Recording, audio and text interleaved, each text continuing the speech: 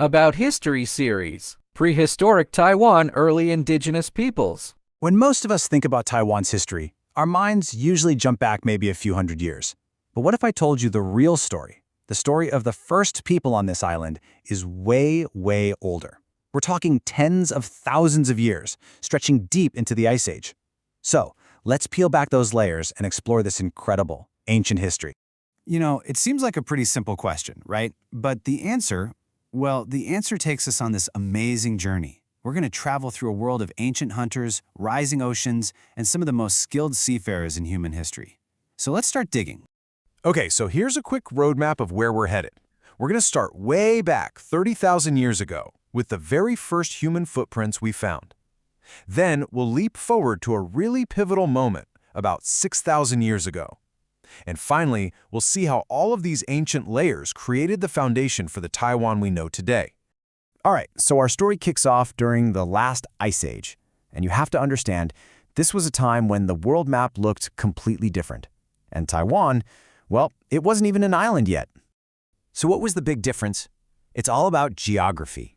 See, during the Ice Age, a ton of the world's water was frozen solid in giant glaciers, which meant sea levels were way lower than they are today. The Taiwan Strait? It didn't exist. Instead, you had this massive land bridge connecting Taiwan directly to what we now call South China.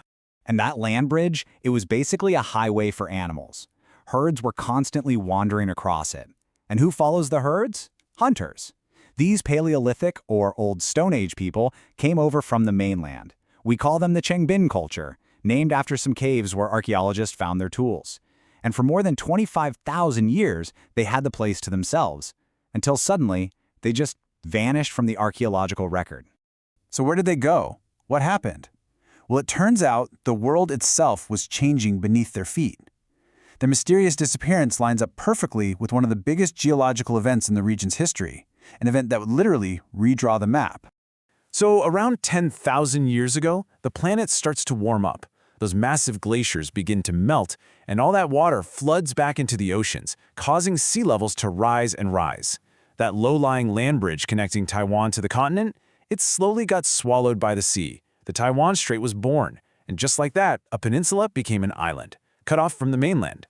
For the next few thousand years, things get pretty quiet in the archaeological record for Taiwan. But then, a whole new chapter begins. And this time, people weren't just walking across the land. This time, they came from across the sea. Around 6,000 years ago, a totally different group of people shows up.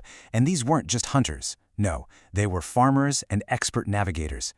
They had the technology and the skill to cross the newly formed Taiwan Strait in canoes. Their arrival kicks off a brand new era for the island, the Neolithic, or New Stone Age. So who were these amazing newcomers? We call them the Dapenkeng Culture. And they are incredibly important because all the evidence, from linguistics, from genetics, it all points to them being the direct ancestors of Taiwan's indigenous peoples today. And they brought a whole new way of life with them.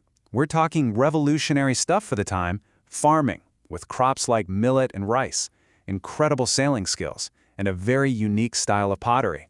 And get this, they even brought their dogs. It's true. One of the most touching finds from this era is a 5,000-year-old burial of a pet dog laid to rest with care. You can even see their bond with the sea in their art. A lot of the pottery they left behind is decorated with these thick, rope-like markings and wave patterns. And archaeologists think this is more than just a pretty design. It's a signature, a reflection of who they were, a true maritime culture, a people who lived by the ocean and had mastered its waves. But here's where the story gets even bigger. Their arrival in Taiwan, that wasn't the end of their journey. It was actually the launching pad for one of the greatest human migrations in all of history. To get this, we have to talk about something called the Austronesian language family. It is a massive group of languages spoken today by hundreds of millions of people across a huge stretch of the globe. I mean, from Madagascar off the coast of Africa, all the way across Indonesia, the Philippines, and clear out to Easter Island in the middle of the Pacific. And what's wild is that it's the only major language family found almost entirely on islands. So what's the connection? Well, the leading theory is that Taiwan is the original homeland, the Heimat of all Austronesian languages. The model basically goes like this. First, the Dapenkeng people arrive in Taiwan from coastal China. For the next couple thousand years, they develop and evolve their language in relative isolation on the island.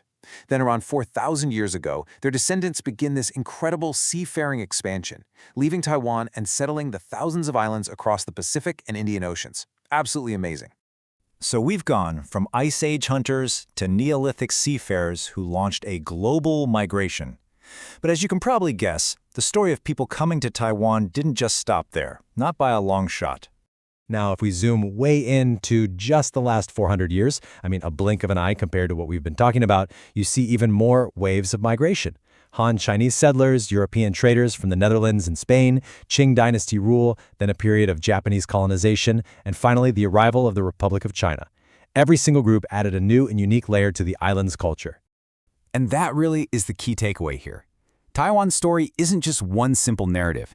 It's more like a rich, complex tapestry. The very first threads were laid down by those hunters 30,000 years ago. Then came the vibrant colors of the Austronesian seafarers. And ever since, new threads have been woven in from all over the world, creating the beautiful and intricate pattern we see today. So the next time you think about Taiwan, I want you to remember this incredible depth. Remember that the modern surface is built on a foundation that's 30,000 years deep. And knowing this incredibly ancient and layered past, it really makes you wonder, doesn't it? How does that change the way we see this vibrant, complex, and fascinating island today?